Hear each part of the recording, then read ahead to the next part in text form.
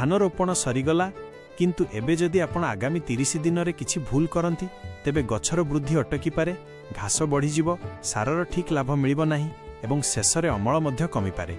किंतु जदि आपण रोपण परे प्रथम 30 दिन रे केबे पानी देबे, केबे यूरिया देबे, केबे घासमरा औषध व्यवहार करिवे एवं केउ भूल करिवे नाही एसबु जानि नेबे तेबे भल फसल पाइबार संभावना बढ़ीजिव। नमस्कार बंधुगण, आपण माननकु कृषि डिजिटल ओडिशा को स्वागत। आजिर भिडियो रे आमे धान रोपण परे प्रथम 30 दिनर संपूर्ण जत्न विषय रे पदक्षेप अनुଯାयी जानिबा। एही गोटिए भिडियो रे आपण जानिबे पानी केमिति रखिबे, प्रथम यूरिया केबे देबे, घासमरा औषधर सठिक समय, पोटास और जिंक केबे दरकार एवं शेषरे 5टी बड़ भूल जहाँ अनेक चाषी अजाणतरे करंती। धान रोपण हेबा परर प्रथम 7 दिन बहुत गुरुत्वपूर्ण। एही समय रे गछ नुआ जमी रे निजर मूल विस्तार करिबा आरंभ करे। जदि एही समय रे ठीक जत्न निया न जाए तेबे गछर वृद्धि उपरे प्रभाव पड़ी पारे। प्रथम कथा हेउछि पानी परिचालना। अनेक चाषी रोपण परे खेतरे बहुत अधिक पानी रखि दियंती, किंतु आरंभ रे सबु बेले गभीर पानी रखिबा आवश्यक नुहे। हालुका पानी रखिले गछ सहजरे मूल धरि पारे। द्वितीय कथा, एही प्रथम 7 दिन रे अनावश्यक भावरे यूरिया देबाकू चेष्टा करंतु नाही। एही समय रे गछकू प्रथमे निजकू स्थिर करिबाकू दियंतु। तृतीय कथा, प्रतिदिन थरे खेत बुली देखंतु केउठी चारा मरि जाइछि किंबा खाली जागा होइछि कि नाही। जदि अछि यथाशीघ्र सेठारे पुणी चारा लगाई दियंतु। एहा द्वारा परे अमल कमिबो नाही। एही 7 दिन रे आपणक लक्ष्य हेउछि गछकू सुस्थ भावरे मूल धरिबारे सहाय्य करिबा। एबे आसंतु जानिबा रोपण परे 20 रु 25 दिन मध्यरे केउ काम सबुठारु जरूरी। एही समय रे धान गछ नुआ कुशी बाहर करिबा आरंभ करे। एही पर्याय रे ठीक जत्न नेले गछर कुशी संख्या बढ़ी पारे, जहा परे भल अमल रे सहाय्य करे। सबुठारु प्रथमे खेत को भल भावे देखंतु। जदि घास बहुत बढ़ी जाइछि तेबे समय रे उपयुक्त घासमरा औषध व्यवहार करंतु। घास बेसी हेले सेगुड़िक धान सह पानी और पोषक तत्व पाई प्रतियोगिता करे। द्वितीय कथा, एही समय रे प्रथम टॉप ड्रेसिंग अर्थात यूरिया देबार समय आसी पारे, किंतु समस्त जमी पाई गोटिए नियम नाही। जमीर अवस्था, सार परिचालना और स्थानीय कृषि परामर्श अनुଯାयी निष्पत्ति नियंतु।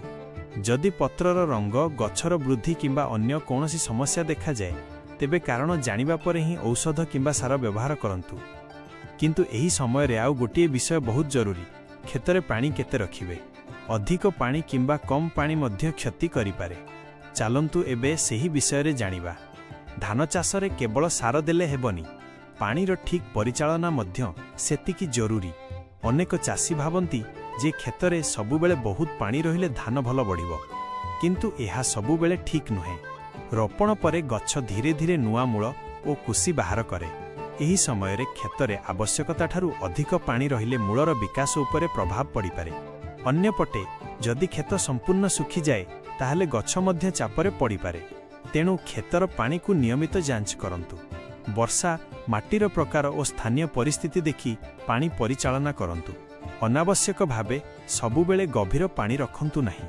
मने रखंतु, ठीक पानी परिचालना कले सारर लाभ मध्य भल मिली पारे एवं गछ सुस्थ रही पारे। बंधुगण, एबे जानिबा धान रोपण परे चाषी माने साधारणतः करुथिबा 5टी बड़ भूल। एई भूलगुडी को एडाइले धान गछर वृद्धि भल होई पारे।